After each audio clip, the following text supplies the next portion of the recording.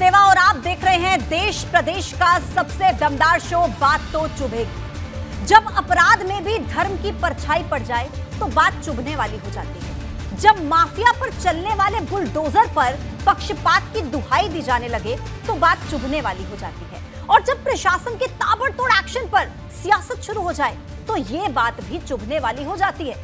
प्रयागराज में पिछले 3 दिनों से बुलडोजर का एक्शन दिखाई दे रहा है। तीनों ही दिन माफिया अतीक के करीबी पर कार्रवाई हुई, लेकिन अब इस मुद्दे पर सियासत शुरू हो गई। वोट बैंक के लिए नेताओं ने खास वर्ग को खुश करने के लिए बयानबाजी शुरू कर दी है। इसमें सबसे ऊपर नाम है संभल से सपा के सांसद शफीकुर रहमान बर्क का, जिन्होंने बुलडोजर वाली कार्रवाई पर मुस्लिम वाले सियासी आंसू बहाए। बर्क का मानना है कि कानूनी कार्रवाई के नाम पर मुस्लिमों पर जुल्म हो रहा है। उन्होंने तर्क दिया कि देश में जो कानून मौजूद है उसके हिसाब से सरकार काम नहीं कर रही है और गैर कानूनी तरीके से बुलडोजर वाला एक्शन हो रहा है। अब बर्क के इसी बयान पर भाजपा नेताओं की तरफ से पलटवार भी हुआ, लेकिन सवाल है कि प्रयागराज शूटआउट पर चुप्पी साध लेने वाले नेता बुलडोजर की कार्रवाई पर आक्रोशित क्यों हो जाते हैं? आज आपको बर्क की मुस्लिम आंसुओं वाली सियासी थ्योरी को विस्तार से बताएंगे और इसी के साथ ही आपको यह भी दिखाएंगे कि अखिलेश ने कैसे भाजपा के खिलाफ राम राज्य वाली चाल चली है। तो बने रहिए हमारे साथ और देखते रहिए बात तो चुभेगी।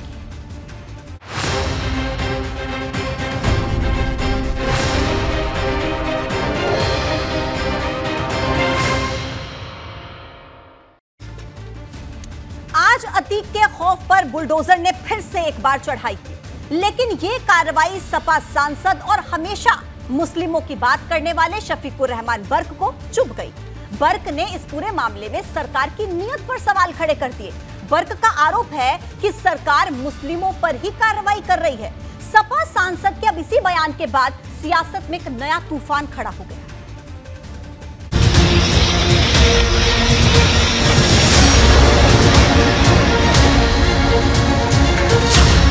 प्रयागराज में माफिया पर कमर तोड़ एक्शन।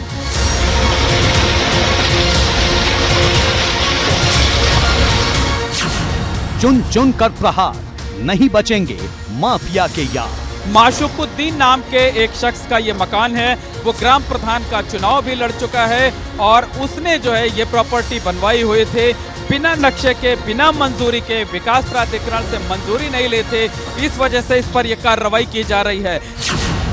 प्रयागराज में तीसरे दिन बुलडोजर की एक्शन हैट्रिक। गुनाह यह है कि यह अतीक अहमद का मददगार था, उसका करीबी था और आरोप यह है कि अतीक अहमद के गिरोह के लोग जो आपराधिक वारदातों को अंजाम देते थे उसमें आरोप यह है कि माशुकुद्दीन और कोई दूसरे लोग मददगार साबित होते थे, फंडिंग करते थे।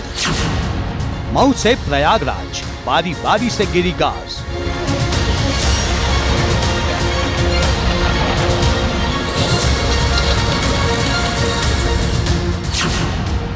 अतीक के खौफ पर बुलडोजर की चढ़ाई।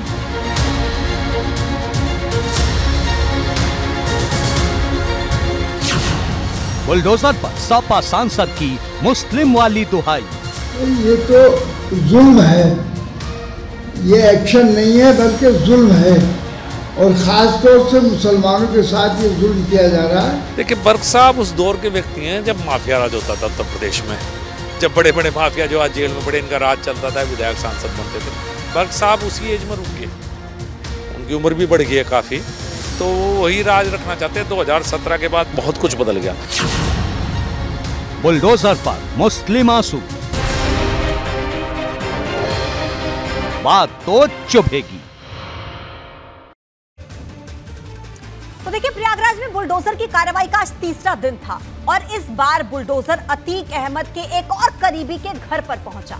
पिछले 2 दिन की तरह इस बार भी एक और घर को मिट्टी में मिला दिया गया। सरकार ने यह साफ कर दिया है कि जब तक माफिया की कमर नहीं तोड़ दी जाती तब तक कार्रवाई ऐसे ही जारी रहेगी। लेकिन सवाल तो इस पर कार्रवाई होने के बाद अब सियासत का है, जो माफिया में भी वोट तलाशती है। आज बर्क का बयान कई लोगों को चुभ गया।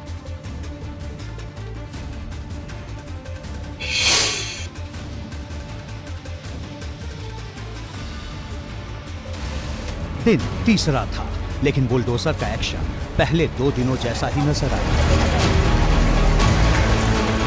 फर्क सिर्फ इतना था कि बुलडोजर ने इस बार अतीक के तीसरे साथी माशुकुद्दीन की पर्ची निकाली थी।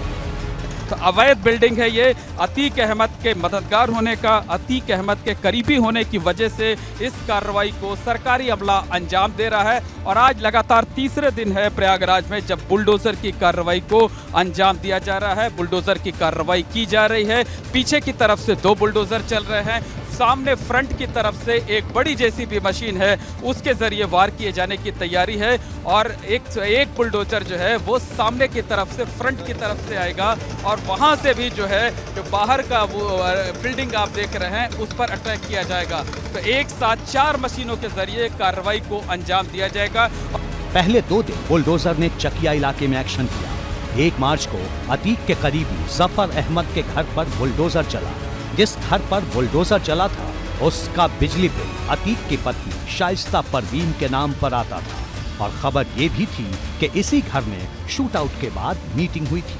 जबकि 2 मार्च को जिस सफदर अली का घर गिराया गया वो गन हाउस का मालिक है और अतीक सफदर अली को चाचा कहता है। 3 मार्च को बुलडोजर की गर्जना असरौली इलाके में सुनाई दी जहां अतीक के फाइनेंसर माने जाने वाले माशुकुद्दीन का घर मिट्टी में मिला दिया गया। माफिया को मिट्टी में मिलाए जाने का जो मुख्यमंत्री योगी आदित्यनाथ का संदेश था उस संदेश पर सरकारी अमला अमल कर रहा है। तो जो बड़ी जेसीबी मशीन थे, जो बेहद खूबसूरत, बेहद आलीशान जो मकान था, जो बिल्डिंग थे, वो मिट्टी में मिल रही है। जिस तरीके की बात सूबे के मुख्यमंत्री योगी आदित्यनाथ ने कही थे कि Umesh Pal shoot out case में जो माफिया है, जो दूसरे लोग हैं, उन्हें मिट्टी में मिलाया जाएगा। तो माफिया के मददगार के तौर पर माशुकुद्दीन का नाम सामने आया है और देखिए कितना बेहद खूबसूरत, बेहद आलीशान मकान, सफेद रंग से इसकी पुताई हुई है, कांच के तमाम लगे हुए हैं और बेहद खूबसूरत, बेहद आलीशान बिल्डिंग जो है अब धीरे धीरे कर गिरती जा रही है, जमींदोज होती जा रही है। तीसरे दिन बुलडोजर ने जिस मकान को गिराया उसकी कीमत करीब 3 करोड़ रुपए थी। इस जमीन पर मकान बनाने के लिए नक्शा पास नहीं था। माशुकुद्दीन को माफिया अतीक अहमद का मददगार माना जाता है। आरोप है कि माशुकुद्दीन से जुड़े लोग अतीक अहमद के गिरोह को फंडिंग करते थे। इसी वजह से आज बुलडोजर की कार्रवाई हुई।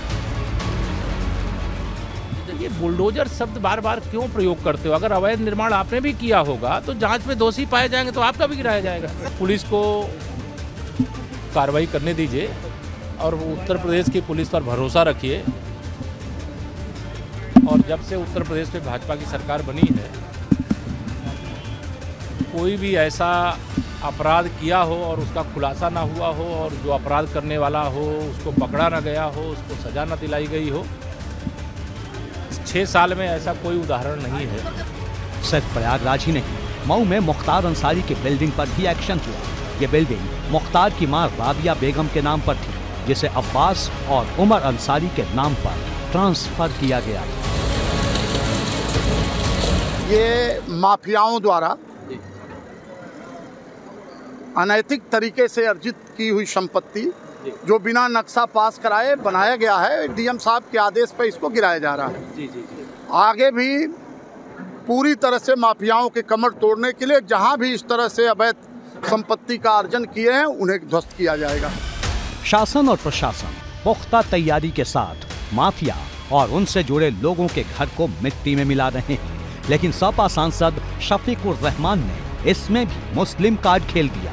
बात की माने तो मुस्लिमों को टारगेट किया जा रहा है। ये तो जुल्म है, ये एक्शन नहीं है बल्कि जुल्म है और ख़ास तौर से मुसलमानों के साथ ये जुल्म किया जा रहा है। बुलडोज़र का what does it mean? Bulldozer, bulldozer से क्या मतलब है? क्या बुलडोज़र से सारी दुनिया को मिटा दोगे तुम? हैं? अबे एक दिन तुम भी अगर इस ओहदे पर न रहे तो तुम भी उसी सफ में आ जाओगे। मैं तो बिल्कुल नहीं, इसे ठीक नहीं मानता। जब कानून मौजूद है हमारे पास, तो कानूनी कार्रवाई होनी चाहिए। आप जानते हैं ये वो लोग हैं जिन लोगों ने प्रदेश के अमन चैन को हमेशा डिस्टर्ब किया है। हमारी सरकार शुचिता के साथ, पारदर्शिता के साथ प्रदेश में कानून का राज मजबूत कर रही है और इसमें किसी भी स्तर पर कोई भी अपराधी होगा बख्शा नहीं जाएगा। सबका साथ सबका विकास के तहत काम कर रही है। हम सबको साथ लेकर के चल रहे हैं, लेकिन कानून का पालन सबको करना है।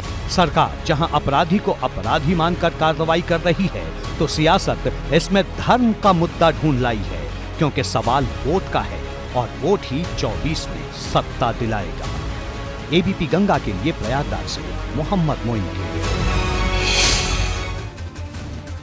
प्रयागराज में जिस दिन शूट आउट हुआ था, उसी दिन से सरकार और प्रशासन एक्शन में आ गए थे। पुलिस की 10 टीमें बनाई गई। 24 घंटे के अंदर अतीक के पूरे परिवार और शूटर के खिलाफ नामजद एफआईआर दर्ज हुई।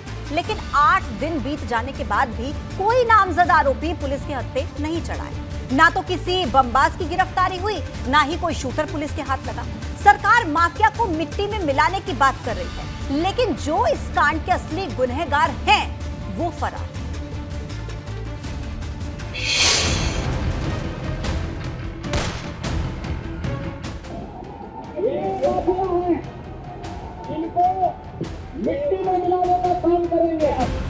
प्रयागराज में पिछले शुक्रवार को दिन दहाड़े शूट आउट हुआ था। इस खौफनाक घटना को 7 बदमाशों ने बिना डर के अंजाम दिया था। कोई गोलियां चला रहा था तो कोई बम बरसा रहा था। अगले ही दिन मामले में एफआईआर दर्ज हुई, लेकिन चुभने वाली बात यह है कि 8 दिन बीत जाने के बाद भी कोई नामजद आरोपी पुलिस के गिरफ्त में नहीं आया है। ये हाल तब है जब सीसीटीवी फुटेज में सभी शूटर साफ साफ नजर आ रहे हैं। आरोपी गुड्डू मुस्लिम को गिरफ्तार नहीं कर सके हैं। हालांकि दावा यह किया जा रहा है कि इस पूरे शूटआउट केस के वर्कआउट के लिए पुलिस की 10 टीमें लगाई गई हैं। इसके साथ साथ एसटीएफ की 3 यूनिट भी काम कर रही है, लेकिन अभी तक गुड्डू मुस्लिम को गिरफ्तार नहीं किया जा सकता है। गुड्डू मुस्लिम के बारे में दावा यह किया जा रहा है कि जब शूटआउट हुआ, उसका जो सीसीटीवी फुटेज सामने आया है, तो बाइक पर पीछे बैठ करके गुड्डू मुस्लिम आया था और सीसीटीवी फुटेज में वो बमबाजी करते हुए दिखाई दे रहा था। उमेश पाल के परिवार वालों ने गुड्डू मुस्लिम के खिलाफ भी नामजद एफआईआर दर्ज कराई है और दावा यह किया जा रहा है कि 18 साल पहले जो बसपा विधायक राजू पाल का मर्डर केस हुआ था, उसमें भी अतीक अहमद के साथ गुड्डू मुस्लिम नामजद आरोपी था। यह सच है कि अरबाज नाम के एक शख्स को मुठभेड़ में ढेर कर दिया गया, लेकिन अरबाज नामजद आरोपियों में शामिल नहीं था। पुलिस ने सदाकत खान नाम के युवक को भी गिरफ्तार किया है, लेकिन सदाकत का नाम भी एफआईआर वाली लिस्ट में नहीं है। इतना ही नहीं, जिसके घर बुलडोजर चला, उनमें से भी किसी का नाम एफआईआर में नहीं है। सवाल तो बड़ा ये है कि वो गुड्डू मुस्लिम कहां है जो बीच सड़क दहशत वाली बमबाजी कर रहा था। और गुड्डू मुस्लिम के बारे में दावा यह किया जाता है कि वो हार्डकोर क्रिमिनल है, हिस्ट्री शीटर है, अतीक गैंग का सक्रिय सदस्य है और इसके साथ साथ वो इन दिनों लखनऊ में रहकर प्रॉपर्टी का काम करता था। गुड्डू मुस्लिम के साथ ही उसके परिवार के कई लोग भी इस मकान में रहते थे, लेकिन वारदात के बाद से ये सभी के सभी लोग जो है वो फरार बताए जा रहे हैं। घटना के 8 दिन बीतने के बाद कई सवाल तेजी से बड़े हो रहे हैं। असली कातिल कहां है? कब पकड़े जाएंगे? अतीक का बमबाज कब पकड़ा जाएगा? अतीक की पत्नी अब तक क्यों नहीं पकड़ी गई? क्या शूटर नेपाल या कहीं और चले गए हैं? प्रयागराज में अतीक के और कितने मददगार हैं? उमेश हत्याकांड में मुख्तार की भूमिका क्या है? गुजरात से यूपी कब लाया जाएगा माफिया अतीक? अगर जान गई है उन बहादुर सिपाहियों के बारे में जो सरकार कह रही है, वो सरकार की जिम्मेदारी से सुरक्षा देना। सरकार को ये बताना चाहिए कि चूक कैसे हुई, सुरक्षा कर्मियों की जान कैसे चली गई, उनका इंटेलिजेंस क्या कर रही थी, उनके जो साथ सुरक्षा कर्मी चल रहे थे उन्होंने समय समय पर सरकार को क्या रिपोर्ट दी। और जो इंटेलिजेंस फेलियर है, जो उनकी वजह से घटना हुई है, इसका आरोप विपक्षी पार्टी पर नहीं लगा सकते। ये वो लोग हैं जो समय समय पर विपक्षी नेताओं की सुरक्षा कम करते हैं। समाजवादी पार्टी के तमाम हमारे विधायक हैं जिनकी सुरक्षा कम की इन्होंने, तो आखिर सुरक्षा कौन देता है? सरकार। और हमारा संविधान, हमारा सरकार ये जिम्मेदारी लेती है कि वो सुरक्षा प्रदान करेगी, इसलिए इस सवाल से सरकार भाग नहीं सकती। क्या लाइन ऑर्डर पूरी तरह से ध्वस्त है। देखिए, जो वीर बहादुर सिपाही थे वो भी डेथ हो गई है। क्यों नहीं पकड़ते? अपराधियों को क्यों नहीं पकड़ते। और ये लोगों का तो कहना था कि जितने भी अपराधी हैं उत्तर प्रदेश में कोई अपराधी बचे ही नहीं है, कहते थे। तो फिर जब अपराधी नहीं हैं उत्तर प्रदेश में या जेलों में हैं, तो फिर ऐसी घटनाएं क्यों हो रही हैं? दिन की इंटेलिजेंस वगैरह पूरी तरह से फेल है। तो इसलिए मैंने कहा कि भारतीय जनता पार्टी वाले कुछ भी बोल सकते हैं। शूटर और बमबाजों को पकड़ना सरकार के लिए बड़ी चुनौती है। चर्चा है कि अभी तक शूटर और बमबाजी करने वाले पर जो 50-50 हजार का इनाम घोषित है, उसे बढ़ाकर 5 लाख रुपए तक किया जा सकता है। एबीपी गंगा के लिए प्रयागराज से मोहम्मद मोइन के।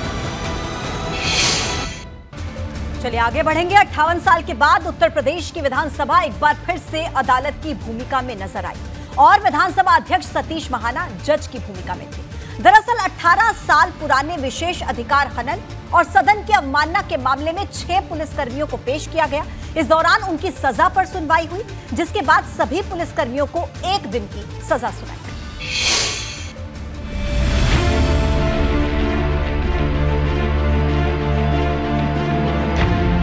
सदन की अवमानना के लिए दोषी कर्मियों श्री अब्दुल समद तत्कालीन क्षेत्राधिकारी बाबू पुरवान कानपुर नगर, श्री श्रीकांत शुक्ला श्री तत्कालीन थानाध्यक्ष किदवई नगर कानपुर नगर, श्री त्रिलोकी सिंह तत्कालीन उप निरीक्षक थाना कोतवाली कानपुर नगर, श्री छोटे सिंह यादव तत्कालीन कांस्टेबल थाना किदवई नगर कानपुर नगर, श्री विनोद मिश्रा तत्कालीन कांस्टेबल थाना काकादेव कानपुर नगर, श्री मेहरबान सिंह यादव तत्कालीन कांस्टेबल थाना काकादेव कानपुर नगर को 1 दिन यानी आज रात के 12 बजे तक दिन का कारावास की सजा दिया जाए।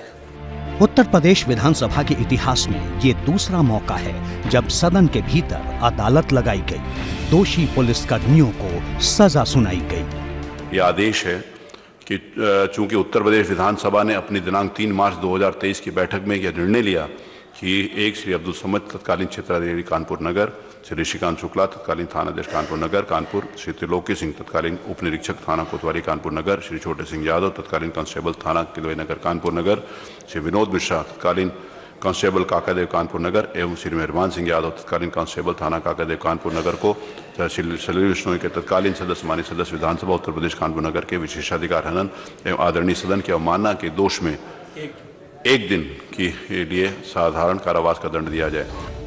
जिस मामले में पुलिस कर्मियों को सदन के अंदर सजा सुनाई गई, वो केस साल 2004 का है। 2004 में यूपी में समाजवादी पार्टी की सरकार थी। बिजली कटौती को लेकर भाजपा विधायक और नेता प्रदर्शन कर रहे थे। उस वक्त भाजपा विधायक और अब विधानसभा अध्यक्ष सतीश महाना धरने पर बैठे थे। भाजपा ने तय किया था कि पार्टी के विधायक जुलूस निकालकर सतीश महाना से मिलने पहुंचेंगे। इस दौरान पुलिस ने भाजपा नेताओं पर लाठीचार्ज कर दिया। लाठीचार्ज में तत्कालीन भाजपा विधायक सलील बिश्नोई की टांग टूट गई थी, जिस पर 25 अक्टूबर 2004 को विशेषाधिकार हनन और सदन की अवमानना की सूचना दी गई थी। इस मामले में 2004 से ही विधानसभा की विशेषाधिकार हनन समिति जांच कर रही थी और 27 फरवरी को समिति ने 6 पुलिसकर्मियों को दोषी करार दिया था। समिति ने तत्कालीन क्षेत्राधिकारी अब्दुल समद, थानाध्यक्ष ऋषिकांत शुक्ला, उप निरीक्षक त्रिलोकी सिंह, कांस्टेबल छोटे लाल, कांस्टेबल विनोद मिश्र और कांस्टेबल मेहरबान सिंह को विशेषाधिकार हनन का दोषी पाया था, जिन्हें सजा के लिए विधानसभा में पेश किया गया। संसदीय कार्य मंत्री सुरेश खन्ना ने सजा के लिए सुनवाई का प्रस्ताव रखा। हालांकि सुनवाई के दौरान नेता प्रतिपक्ष अखिलेश यादव मौजूद नहीं थे। सपा और आरएलडी के किसी भी नेता ने इस मामले में बोलने से इनकार कर दिया, जबकि कांग्रेस, बसपा, सुभाषपा, अपना दल एस ने सजा पर संसदीय कार्य मंत्री सुरेश खन्ना के प्रस्ताव का समर्थन किया। अध्यक्ष जी, हमारी पार्टी, हमारे सभी विधायक, हम लोग ये निर्णय आपके ऊपर छोड़ते हैं। जो भी निर्णय आप देंगे हम लोग सर्वमान्य। सदन में सुनवाई के दौरान दोषी पुलिसकर्मियों को भी अपना पक्ष रखने का मौका दिया गया। इस दौरान सभी ने सदन से माफी की गुजारिश की। राजकीय दायित्वों के निर्वहन में जो भी त्रुटियां हुई हो, जाने अनजाने में जो गलती हुई हो, मैं माननीय अध्यक्ष जी से, माननीय सदन सदस्यगण से, माननीय बिश्नोई साहब से हाथ जोड़कर माफ़ी मांगता हूं कि जो भी गलती हुई हो जाने अनजाने में, उसके लिए हमें क्षमा कर दें। और बस इतना ही हमारा कहना है कि हम लोग जो भी हो, माननीय पूरे सदन से हम लोग माफ़ी मांगते हैं। इसके तुरंत बाद संसदीय कार्य मंत्री सुरेश खन्ना ने दोषी पुलिसकर्मियों को 1 दिन की सजा देने का प्रस्ताव रखा, जिसे विधानसभा अध्यक्ष सतीश महाना ने मान लिया और सदन में मौजूद मार्शल को सभी दोषी पुलिसकर्मियों को विधानसभा में मौजूद सेल में ले जाने का आदेश दिया। मार्शल विधानसभा उत्तर प्रदेश उक्त समस्त अभियुक्त गणों को सजा भुगतने हेतु लॉकअप में ले जाएंगे।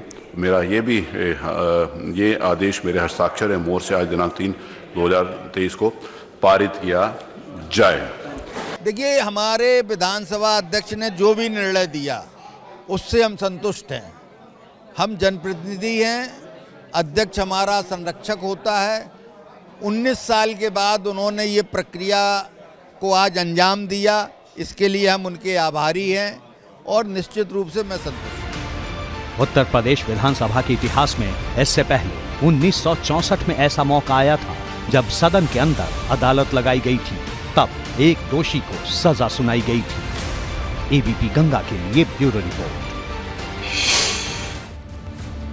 बुधवार को विधानसभा और गुरुवार को विधान परिषद में सीएम योगी ने सपा के समाजवाद पर चुभने वाला वार किया, जिस पर आज अखिलेश यादव ने सदन में करारा पलटवार किया। अखिलेश यादव ने सीएम योगी की समाजवाद की परिभाषा को संविधान के अपमान से जोड़ दिया। इसी के साथ ही कहा कि समाजवाद ही राम राज्य है। हालांकि अखिलेश यादव के इस बयान पर संसदीय कार्य मंत्री सुरेश खन्ना ने कहा कि सीएम योगी ने संविधान पर कोई टिप्पणी नहीं की, लेकिन अखिलेश यादव सुरेश खन्ना के जवाब से संतुष्ट नहीं हुए और उन्होंने सदन से वॉकआउट कर दिया।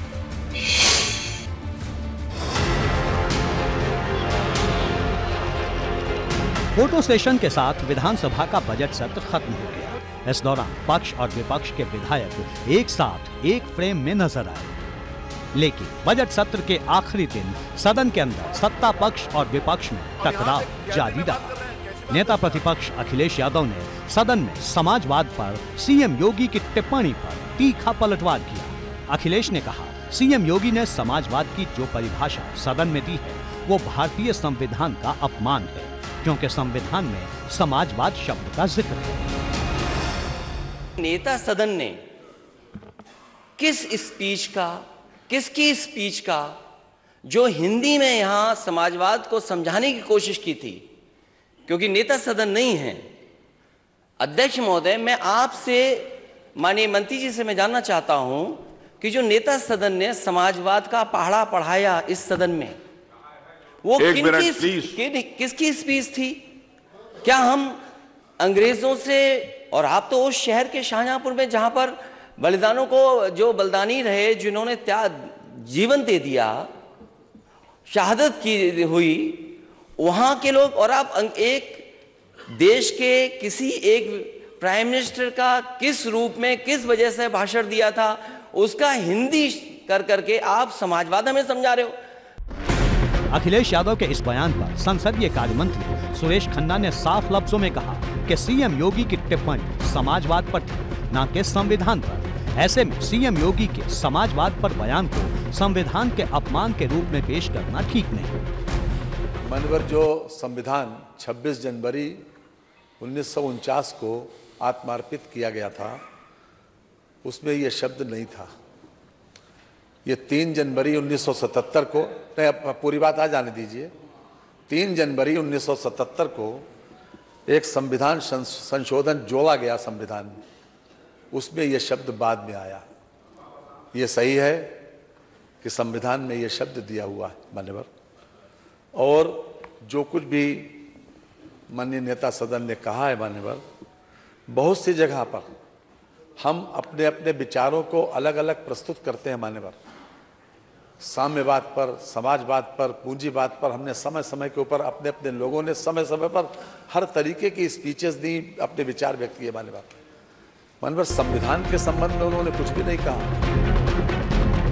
हालांकि संसदीय कार्य मंत्री सुरेश खन्ना के इस बयान से समाजवादी पार्टी और अखिलेश यादव संतुष्ट नहीं हुए और उन्होंने भाजपा सरकार पर संविधान विरोधी होने का आरोप लगाते हुए सदन से वॉकआउट कर दिया। हम इस सदन से वॉकआउट करते हैं समाजवादी लोग, क्योंकि ये सरकार संविधान के खिलाफ है। ये सरकार बाबा साहब के जो दिया गया है संविधान उसके खिलाफ है। डॉक्टर राम मनोहर लोहिया ने जो सिद्धांत दिया उसके खिलाफ सरकार है। मतलब साफ है कि 1 मार्च को सदन में सीएम योगी ने समाजवाद की जो परिभाषा दी थी उसे लेकर समाजवादी पार्टी अब भाजपा के खिलाफ हल्ला बोलने की तैयारी में है। पहले सुनिए कि सीएम योगी ने क्या कहा था। अमीरों को गरीब बनाता है, गरीबों को गुलाम बनाता है, बुद्धिजीवियों को बेवकूफ बनाता है, केवल नेताओं को अपने स्वयं के लोगों को शक्तिशाली बनाने का आज के दिन का सबसे बड़ा पाखंड है समाजवाद। सीएम योगी के इसी बयान ने समाजवादी पार्टी का पारा चढ़ा दिया है। ऐसे में समाजवादी पार्टी ने न सिर्फ भाजपा सरकार पर सवाल उठाए हैं बल्कि समाजवाद को ही राम राज्य बता रही है। क्या भाषा बोल रहे हैं सोचिए समाजवाद के लिए। इसलिए हमारे लिए समाजवाद महत्वपूर्ण है। समाजवादी विचारधारा से ही समाज में खुशहाली आ सकती है, एकता आ सकती है। पहले तो संविधान की जो प्रस्तावना है उसमें समाजवाद से ही शुरुआत है। तो देखिए राम राज ही समाजवाद है, पहली बात। दूसरी बात नेताजी से समाजवाद है। संकेत और संदेश साफ है कि समाजवाद को लेकर समाजवादी पार्टी संग्राम के मूड में है। एबीपी गंगा के लिए ब्यूरो रिपोर्ट। सपा के राष्ट्रीय महासचिव स्वामी प्रसाद मौर्य ने रामचरितमानस विवाद का नया अध्याय खोल दिया। इस बार स्वामी प्रसाद मौर्य ने संघ प्रमुख मोहन भागवत के एक बयान को हथियार बनाया, जिसमें मोहन भागवत ने कहा था कि धार्मिक ग्रंथों में कुछ लोगों ने अपने स्वार्थ के चलते कुछ बातें घुसा दी, जिसकी समीक्षा की जानी चाहिए। मोहन भागवत के इस बयान को स्वामी प्रसाद मौर्य ने मानस संग्राम में अपनी ताकत बनाई।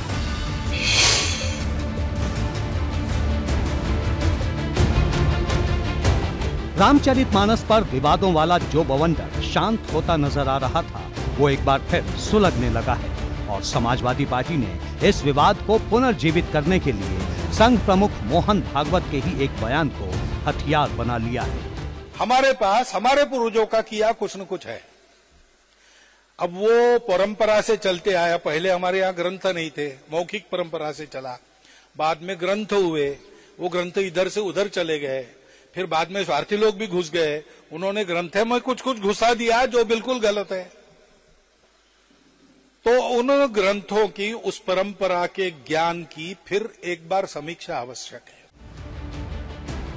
संघ प्रमुख ने रामचरितमानस का नाम तो नहीं लिया, किसी चौपाई का भी जिक्र नहीं किया, लेकिन सपा ने उनके बयान को सीधे रामचरितमानस वाले मुद्दे से जोड़ दिया और भागवत का बयान उन स्वामी प्रसाद मौर्य के लिए भी ताकत बन गया जो बीते कई दिनों से मानस के मुद्दे पर मौन थे।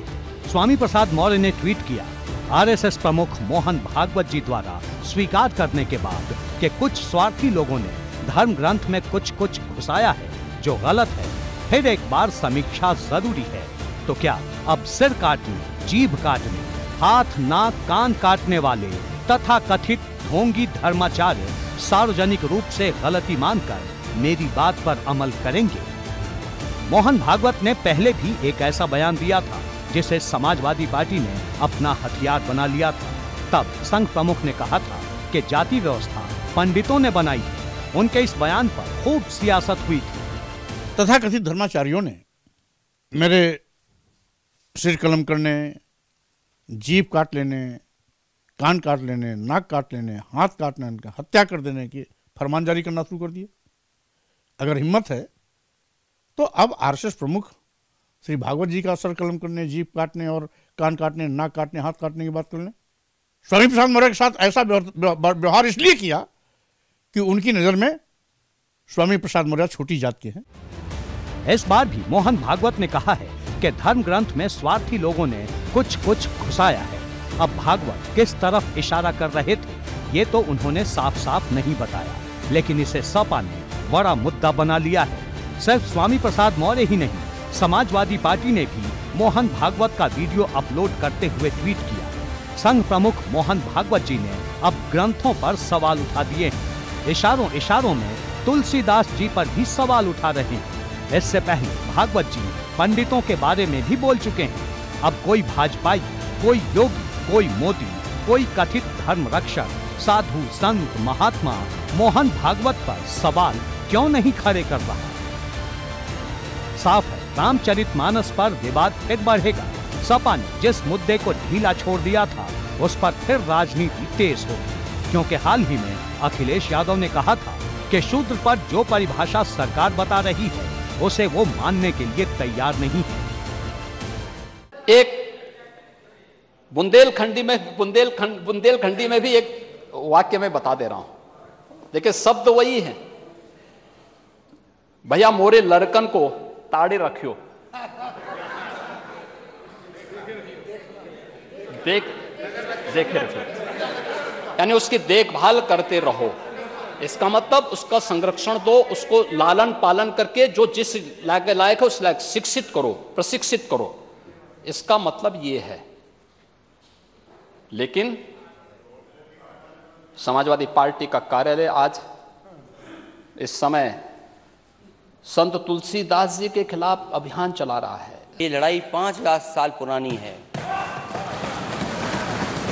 और अध्यक्ष महोदय ये कह रहे हैं कि मैं पढ़ नहीं पाया।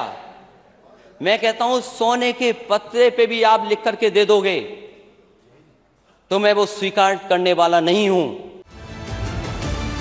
रामचरितमानस पर विवादों का पन्ना फिर से खुल गया है और अब ऐसा लग रहा है कि ये विवाद लोकसभा चुनाव से पहले शांत होने वाला नहीं। एबीपी गंगा के लिए ब्यूरो रिपोर्ट।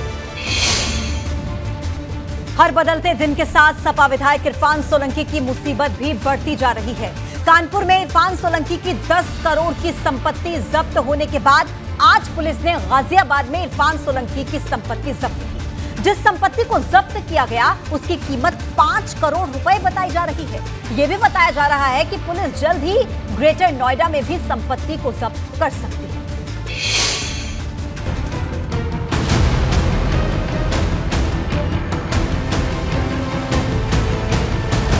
पहले कानपुर में इरफान सोलंकी के 10 करोड़ की कीमत के प्लॉट जब्त हुए और अब गाजियाबाद में एक्शन की दूसरी तस्वीर सामने आई है।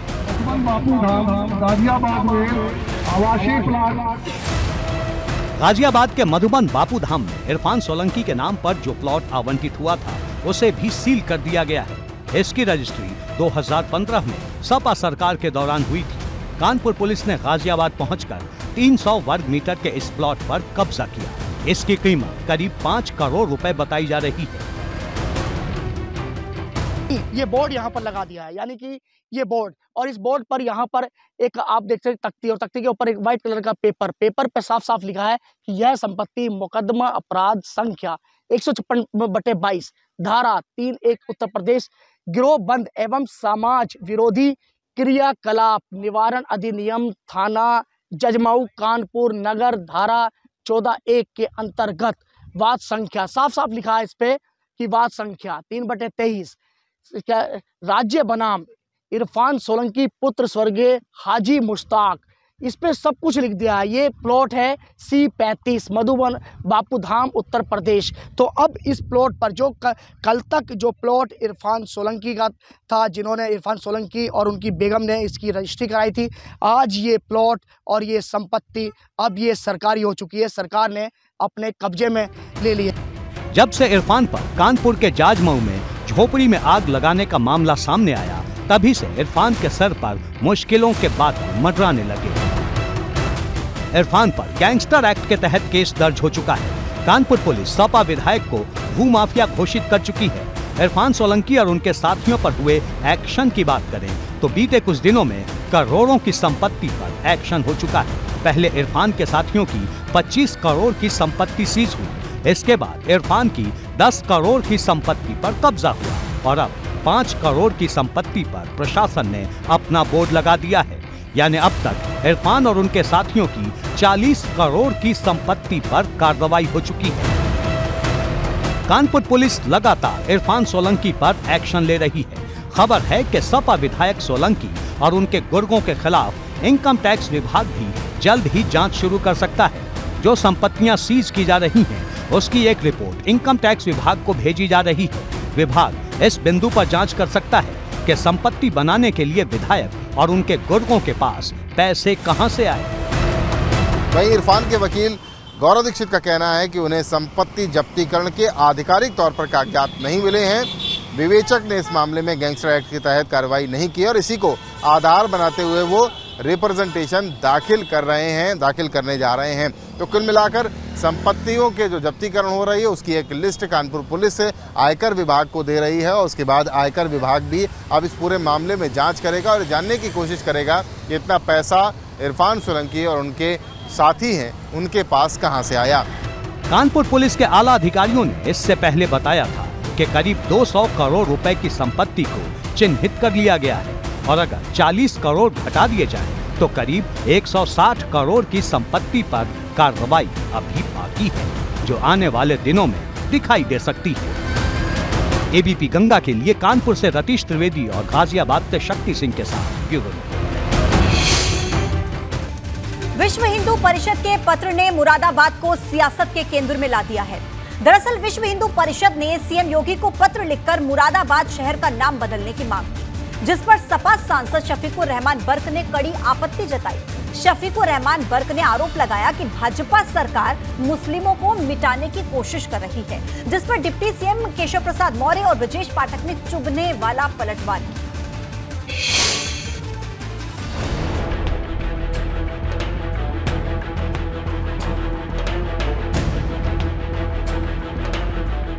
सीएम योगी आदित्यनाथ को विश्व हिंदू परिषद की ओर से लिखे गए इस पत्र में मुरादाबाद का नाम बदलने की मांग सियासत में तूफान लेकर आई।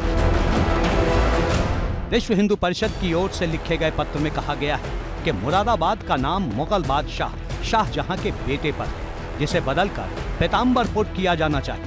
इस पर सपा सांसद शफीकुर रहमान बर्क ने न सिर्फ कड़ी आपत्ति जताई है, बल्कि धर्म की धुरी पर सियासत को हवा दे दी है। इन्हें तो सिर्फ ये कि अगर मुसलमान के नाम पर वो नाम है तो उसको मिटाना चाहते हैं, मुसलमान को मिटाना चाहते हैं, मुसलमान को ख़त्म करना चाहते हैं। तो क्या किसी शहर का नाम बदलने से हिंदुस्तान बदल जाएगा या हिंदुस्तान के हालात बदल जाएंगे? ऐसा नहीं है, बल्कि आप कानून के हिसाब से गवर्नमेंट चलाइए और जो कानून के खिलाफ कार्रवाई कर रहा है, अगर कानून उसकी इजाज़त नहीं देता तो कानून ही उसके खिलाफ अमल कीजिए।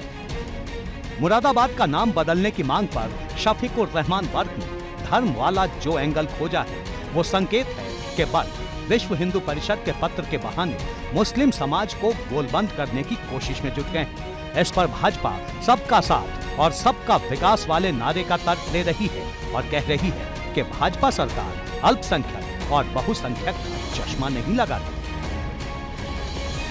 संख्यक बहुसंख्यक का चश्मा भाजपा की सरकार नहीं लगाती है। भाजपा की सरकार माने सबका साथ सबका विकास। सपा सांसद शफीकुर रहमान बर्क के बयान पर भाजपा चौतरफा हमला कर रही है। उप मुख्यमंत्री ब्रजेश पाठक ने तो यहाँ तक कह दिया कि शफीकुर रहमान बर्क सिर्फ चर्चा में आने के लिए ही ऐसे बयान दे रहे हैं। देखिए, इस प्रकार की बातों का कोई स्थान नहीं है और केवल अखबार में आने के लिए इस प्रकार की बयानबाजी ये लोग करते हैं। मतलब साफ है, मुरादाबाद शहर का नाम बदलने की मांग पर सरकार का फैसला क्या होगा अभी ये साफ नहीं, लेकिन विश्व हिंदू परिषद की चिट्ठी ने सियासत की रफ्तार जरूर तेज कर दी है। एबीपी गंगा के लिए ब्यूरो रिपोर्ट। हिंसा की स्थिति में मुरादाबाद पुलिस कितनी तैयार है? पुलिसकर्मी कितने चुस्त हैं? ये सवाल मुरादाबाद पुलिस लाइन में हुई मॉक ड्रिल के बाद खड़े हुए। दरअसल मॉक ड्रिल के दौरान मुरादाबाद में तैनात पुलिसकर्मियों की लापरवाही साफ नजर आई। मुगलपुरा थाने में inspector Amit Tomar mock drill के लिए पूरा सामान लेकर नहीं पहुंचे, तो कई पुलिसकर्मी मॉक ड्रिल के दौरान आंसू गैस के गोले तक नहीं दागता।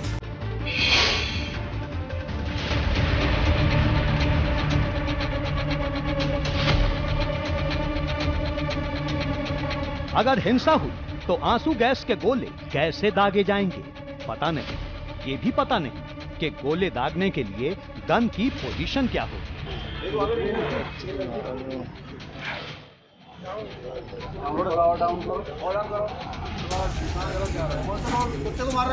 हालांकि काफी समझाने के बाद पुलिसकर्मी आंसू गैस का गोला दागने में कामयाब रहा।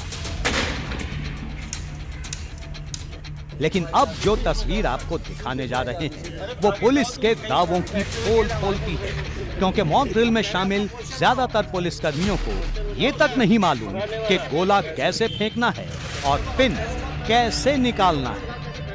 बीच में जाओ, क्यों फिटवाई जाती? अरे आगे जाओ, तुम कहीं फेंकते हुए गेंद हमारे पास अब पहले अपना पोस्टर बनाओ, पोस्टर बनाओ पकड़ने वाला फेंकोगे। देखो हम फेंको मत, पहले डेमो करके दिखाओ कैसे फेंकोगे।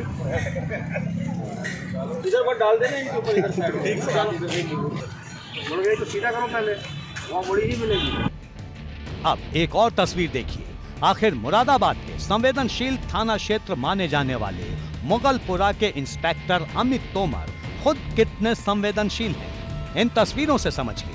मॉक ड्रिल के लिए जनाब खुद तो पहुंच गए, लेकिन सामान पूरा लेकर नहीं आए, जिस पर उन्हें एसपी सिटी ने जमकर फटकार लगाई। प्रभारी हो क्या? बड़े बेवकूफ आदमी है। तो सामान तो पूरा पटक लाते की लापरवाही की इंतहा। ये मुगलपुरा के और प्रभारी दिक्कत एक और है, सेंटर है पूरा, वहीं से होगा जब शुरू होगा। तो चला के देखो, कुछ नहीं होगा, तुमसे पूछ के होगा क्या? पगलाया वहाँ। मतलब साफ है, कानून व्यवस्था को लेकर पुलिस का दावा कुछ भी हो, लेकिन हिंसा की स्थिति से निपटने के लिए पुलिस की तैयारी उसके दावों से मेल नहीं खाती। अब सुनिए मॉक ड्रिल के दौरान पुलिस कर्मियों की गलती पर एसपी सिटी अखिलेश भदौरिया का क्या कहना है।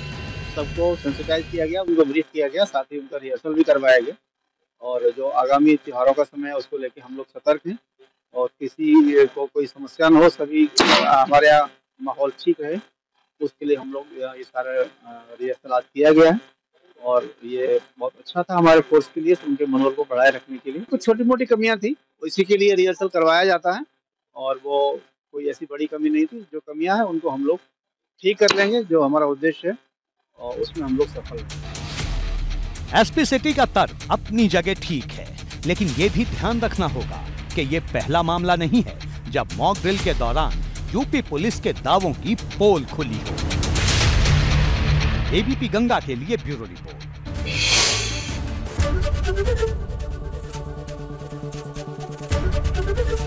एबीपी गंगा, खबर आपकी, जुबान आपकी।